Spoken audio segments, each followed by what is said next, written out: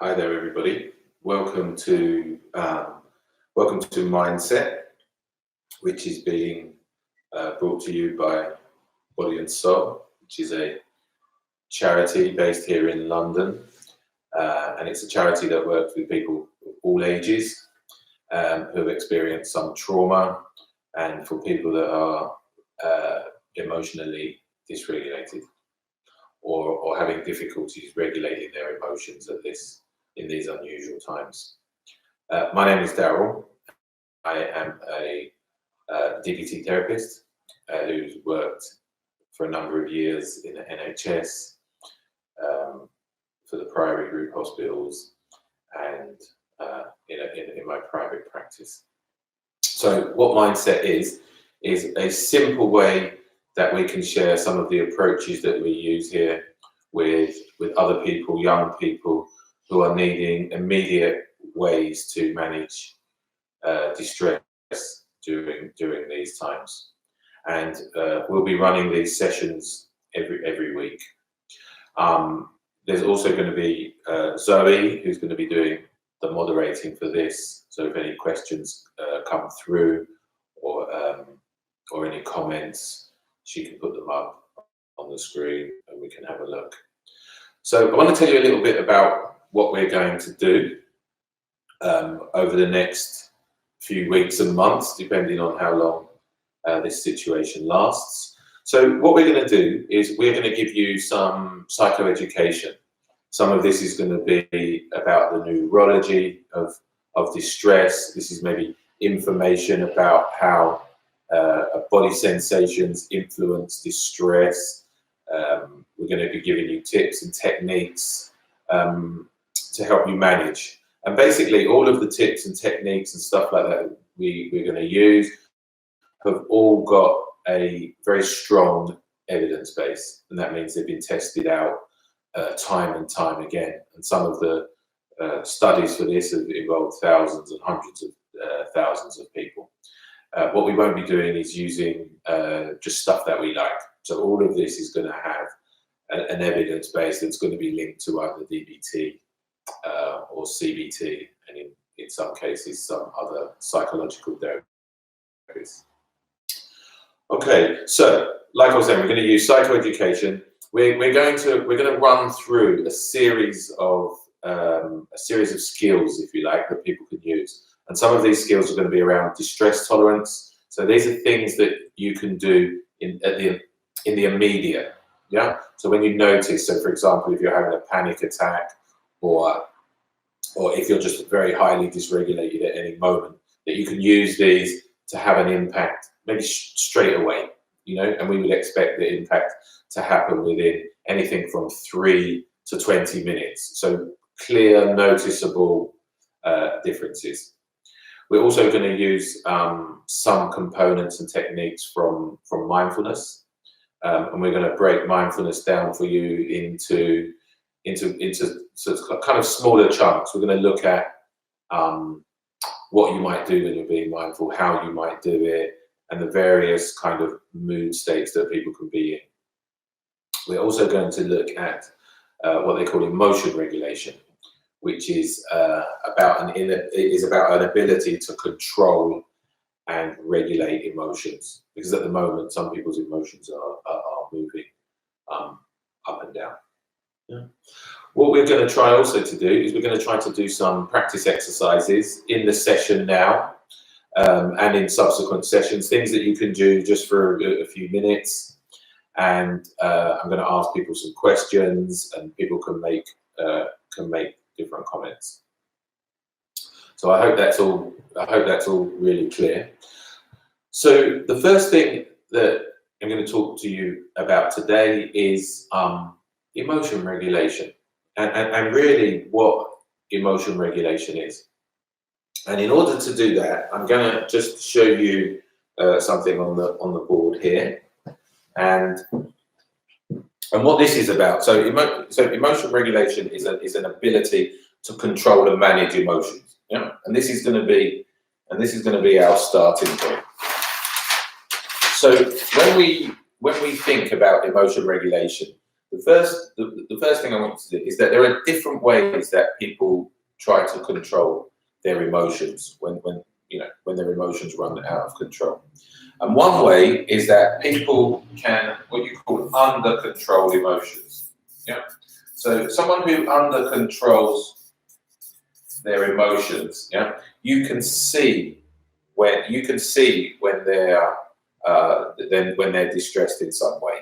The emotion is obvious. So they may be sweating profusely, they may be red in the face, they may be walking up and down, irritable, their legs may be moving, like I said, sweating. Yeah, and you can see it in their face. They're breathing out, yeah, visible signs. Yeah. So that's one way that people can control emotions. And the other way is what we would call over-controlled emotions. So this means when people feel high levels of distress, what they do is they tend to blank out a little bit more. And this is more typical kind of the face will flatten, people stare a lot more. You don't see much movement in their faces, and they start to not really have visible signs of their distress. So this is what you call under and over controlling emotions, and there is also a third group in there, and this is people that go between the two. So the ability to control your emotions or the way that you express your emotions is very much contextual. So an example for me might be I can sit at work and I can have lots of people in lots of distress come to a session, and they all become very dysregulated, and I notice that I calm down. My heart rate slows. I can think a little bit more clearly, but nothing will show on my face. Yeah, and I just do, and that's a combination of years of experience and knowledge about what I'm doing. So I'm really kind of quite over controlled in this situation. Whereas if, for example, I get home and my son or my partner makes comments to me about maybe my appearance. They say, "Oh, have you put on weight?" Or or they make a comment about the way that I'm dressed. I'm probably more sensitive about the weight one, but they make a comment like that. I notice I'm thinking, "Oh, I could just kill this person. And I notice that my heart rate will get up, and I get a little bit more flustered, and my thinking changes. Yeah, become a little bit more. Thoughts seem to go a little bit faster in my head. My face gets hot. My heart rate goes up, and I seem more agitated. Yeah, so it is very much contextual. So you can be in one at work and one at home, one in romantic relationships, one in different situations. So most of us have a degree of going from this over and under controlled element. And so if I was to think of myself generally, I would probably think of myself somewhere kind of more over here. So kind of more like 70-30 over controlled. So my first question for you today is, which one are you? Yeah. How much are you one side or the other? And how much do you move between the two? So maybe make a note of what you think you are, and we'll see how that changes as we talk through this, and as I explain some more of the under and over controlled kind of elements, because this under and over controlled dominates our lives in ways that we're not always very aware of. So just make a note now of where you think you fall on the spectrum, and then I'll give you some more details, and you can reassess it.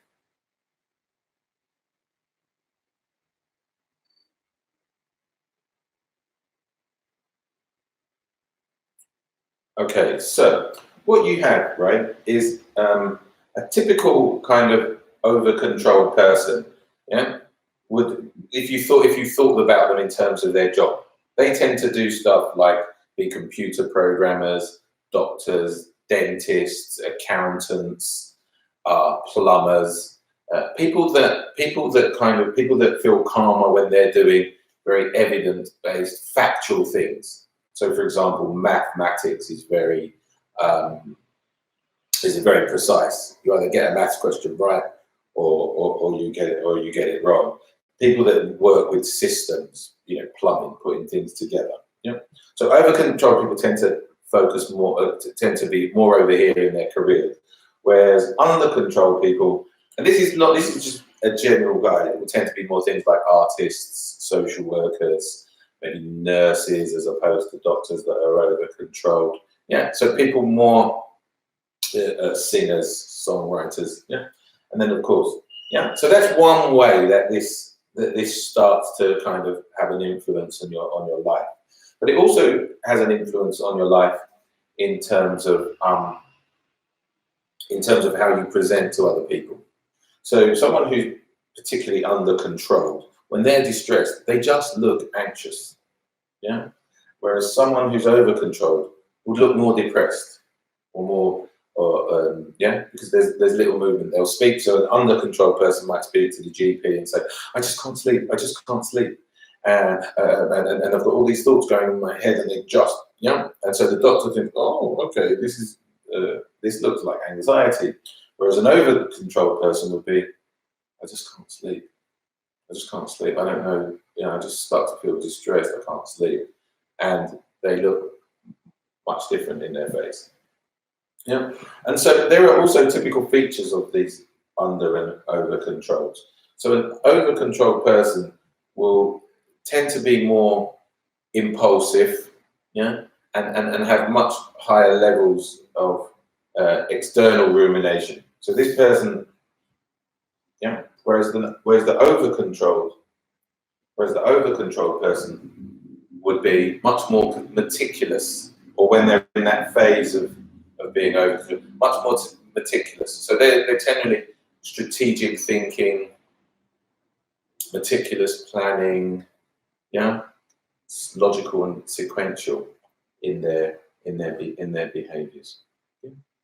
So, and this all works in terms of relationships as well. You can notice that shift between the two. So that's what emotion regulation is. Okay. So now just have a minute and now just think, are you sure about where you fit on this spectrum? And then we'll move on. So I'll just give you a few minutes to write this down.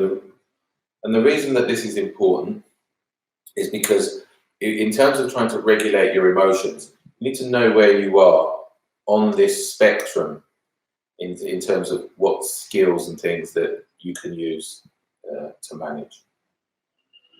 And I'll give you an example. I'll give you an example of this. Is that when I see patients that are more kind of under control, so they come to me and they're like, I can't sleep. I'm having a panic attack, and I get to sort of flatten my face a little bit, be much more calmer, and things like that. Whereas when I see people that are more over controlled, I might be kind of freer with my actions and my behaviors. Yeah. So I might tell them more about my life. I might fart in, kind of balance it out. And that's the thing that we're going to try to do with the emotion regulation, is get you to find what we call more of that middle path. Okay. So I'll give you 10 seconds or so just to note that down.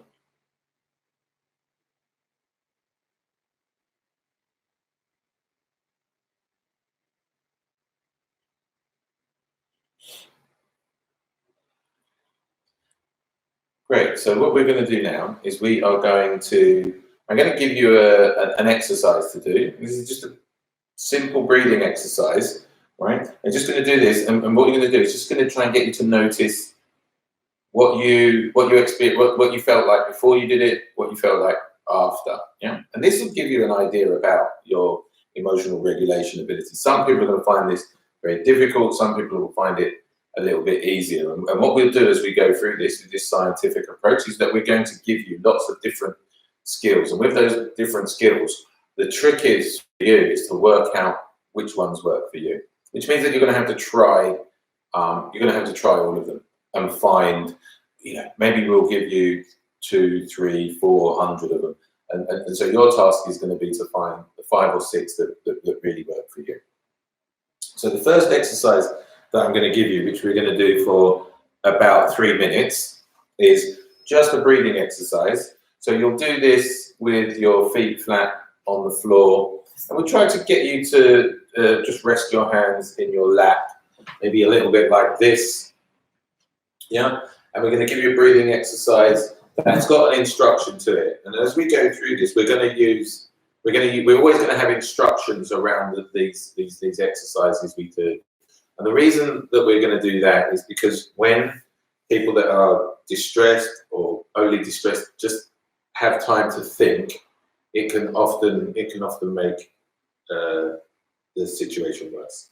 So this is the breathing exercise. So all you're going to do is you're going to count. You're going to breathe in for 1, out for 2, in for 3, out for 4, in for 5, out for 6, in for 7, out for 8, in for 9, out for 10. Now, don't worry if you get distracted along the way, because the mind always gets distracted when you do stuff like that. Just go back to 1. And the other thing that you can do is you can speed up your counting as you please. So you can do 1, 2. You can go 1, 2, 3, 4, 5. Yeah. So you decide the speed. But try to keep the counting going with with the breathing. And you may notice that you're already having judgments or thoughts about doing this. So if you can let those go and just go back to the task of counting as you breathe. So what we'll do is I'll start you off with the sound of this bell, and I just want you to practice this breathing now for 3 minutes.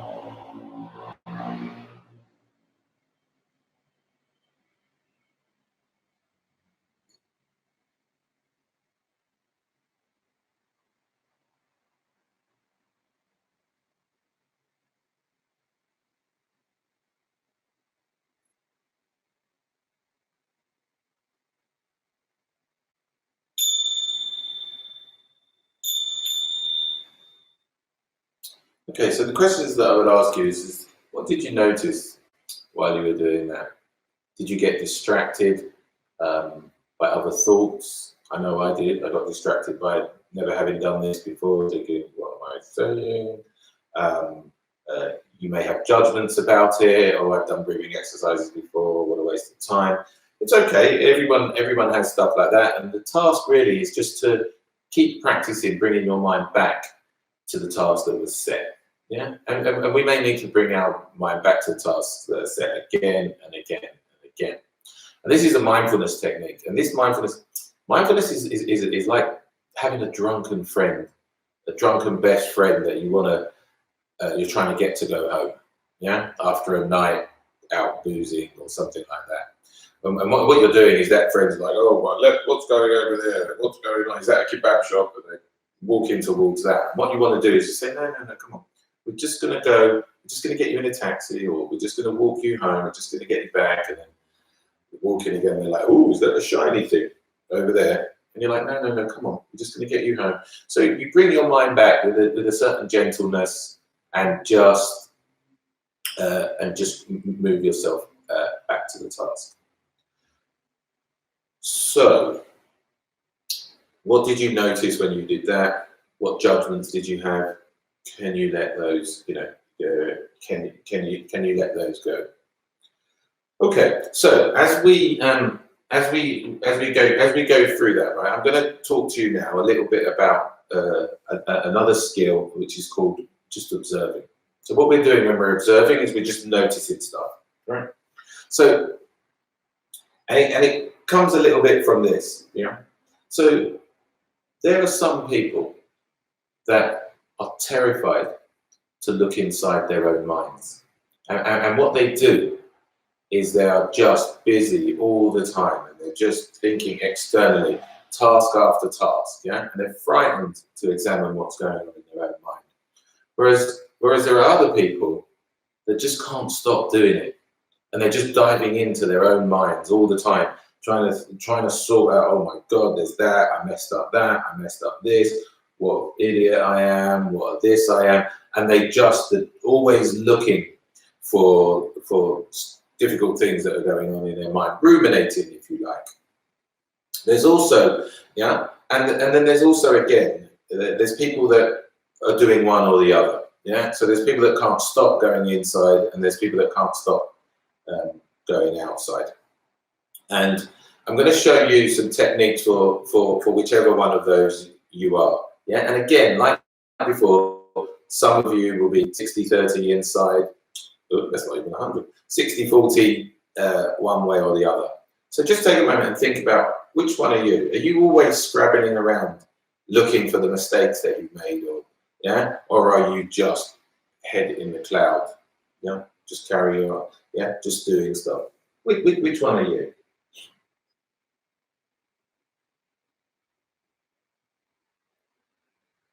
So the crucial part of this is to try to not examine too much your own mind.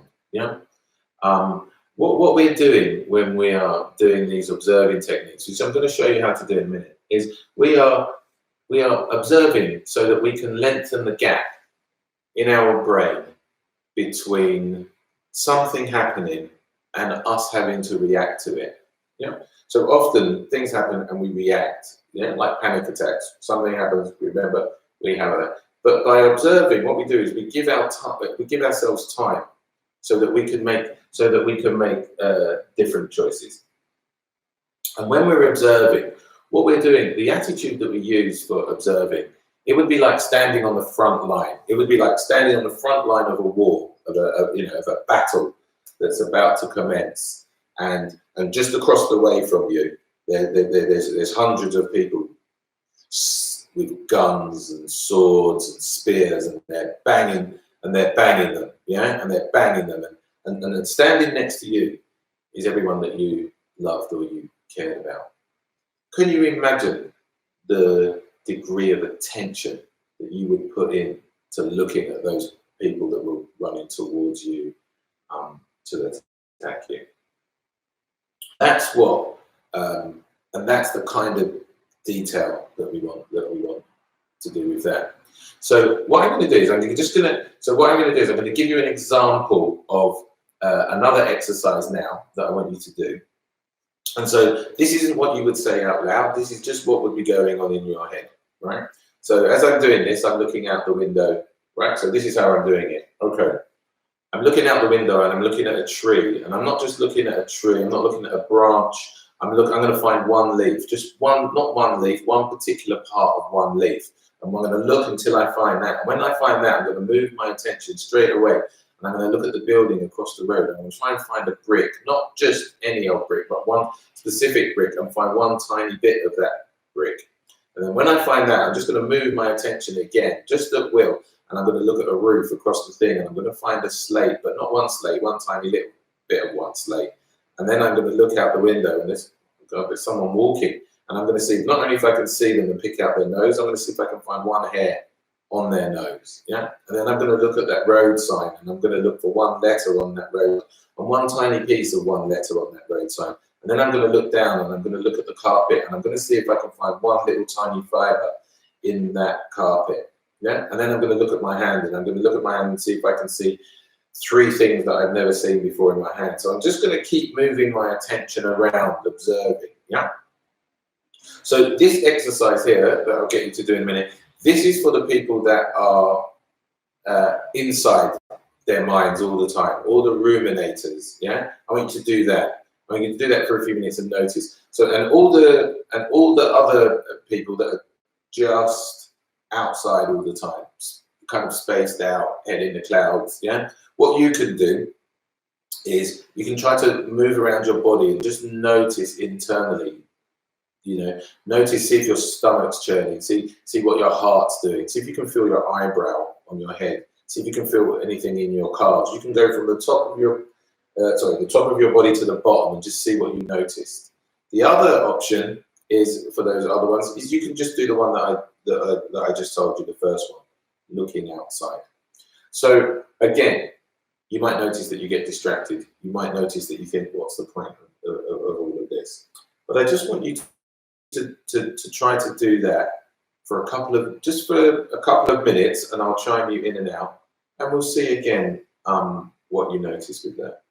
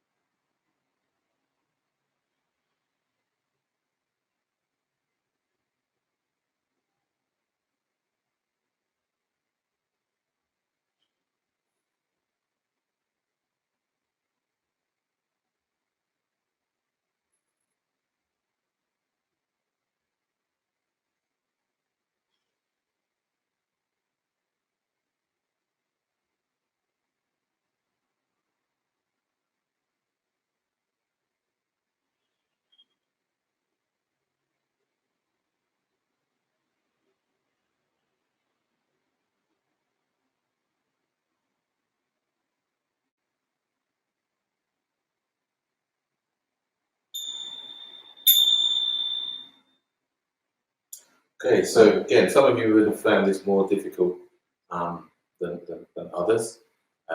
Some of you may have found it relaxing, others not so.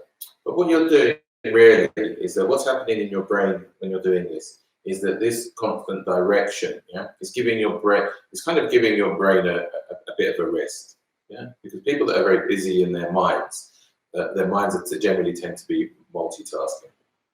Yeah? And you can do this with all of your, senses. Yeah, you can do this with sounds. You can listen out for sounds and just jump, almost like a horseback ride. Just jump from one sound to another sound to another sound. You can listen to a song and just see if you can pick out one instrument for a while. So there's lots of different ways of practicing these observe exercises. So there are some questions coming in, and yeah, I'm not sure my mum would agree with that description of me, but thank you for making the comment anyway. Yeah, so again, just you can write this down and just try and start to practice this. Just a little moment. It's very useful for when you feel overwhelmed in a moment. Yeah, just got to start to describe stuff for yourself.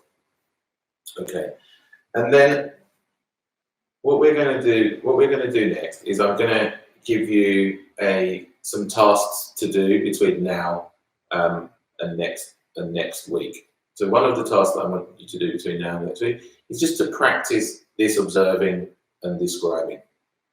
Just the observing. Just noticing stuff outside. When you look out the window, start to notice your body sensations a little bit more. Because we're going to talk over the next few weeks about the relationship between your body sensations and your emotional dysregulation. It's probably time to introduce you to Zoe, who's doing the moderating for this. And what she's going to do is she's going to send you worksheets and practice exercises that you can do from 1 week to another. And we may send you some clips to watch, things like that, to help you along the way. Yeah. So when we're doing mindfulness or when we're just observing, what we're doing is we're really just trying to train the mind a little bit. Yeah. Because when we get distracted, this is when difficulties creep into our minds, and it's a little bit like training a puppy. You know, you get a puppy and it poos all over the place, it chews up your slippers, it destroys the sofa and things like that. But if you train it over a period of time, what happens eventually, it stops doing all of that stuff. And that's what we're going to do a little bit here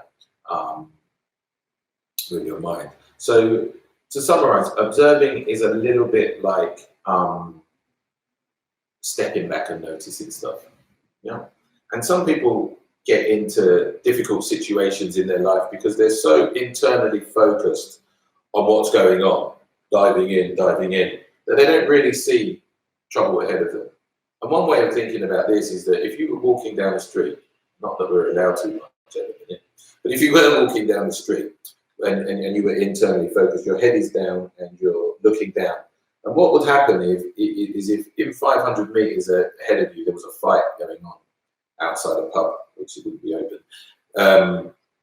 you may not see two people posturing and about to get involved in a fight. And what you do is you keep going on, and so you keep walking. It seems like you keep walking into trouble. And people that are very internally focused, they just keep noticing that they keep walking into difficult or getting themselves into difficult situations, and that's because they're just not observing. So when you do observe, try to use your body, lift your shoulders back, drop your arms, and look around. Yeah, even if this is watching football or watching a rock concert, just lift your head up and start to look around. So I should warn you that sometimes this observation stuff is a little bit can be painful for people. But what I would say to you is that it's painful but necessary, because so for example, if you had a problem with drinking, or even if you have a problem with being spaced out most of the time, you might not notice it, yeah, and you might just think this is usual. And if you can notice something, you can change it, yeah. And this is the first part of that process about trying to change it, yeah. So we're going to do one more little practice exercise, and what we're going to do here is I'm just going to ask you, right, just to see, right, so we're going to do some little other kinds of observing. So I just want you to see is, just see if you can notice your stomach, internally, just see if you can notice your stomach.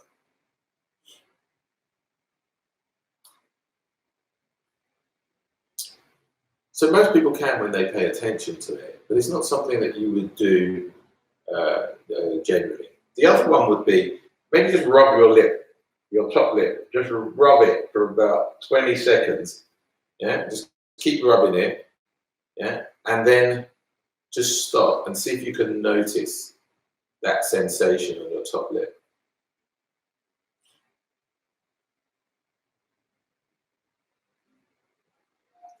So that's another kind of another kind of internally notice.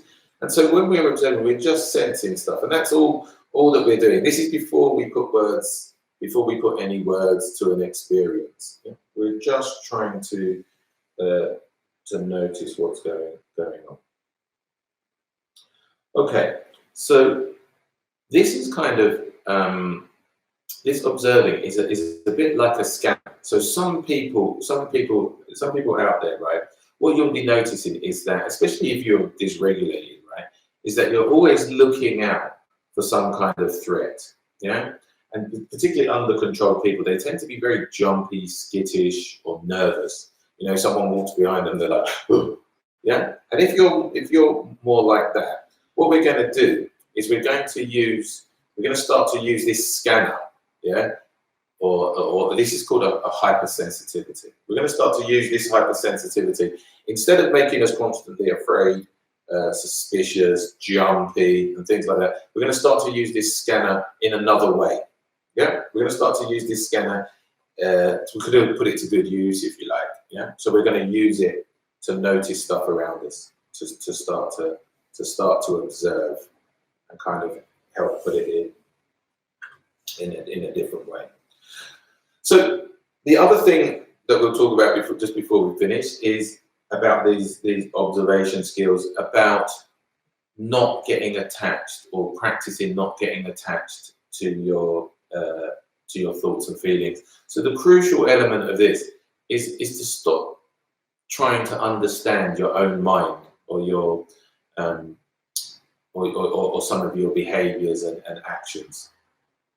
Because if you try to, the difficulty with trying to understand your own mind is people tend to ask themselves ruminatory questions when they're at their most distressed. And the problem with that is that when we're really distressed, we think differently. So the question I would ask you is, what makes you think, right, that you're going to work out why something's happening as it's happening in your most distressed moment, in one of the most distressed times of the last 70 years, whether on, I don't know, a Wednesday afternoon in April, you're suddenly going to find the answer to questions that people have been asking themselves for hundreds of years. Yeah, and very clever people have been asking, and they still don't know a lot of these why things about the mind. So do you really think you would be able to do that when you're at your most distressed?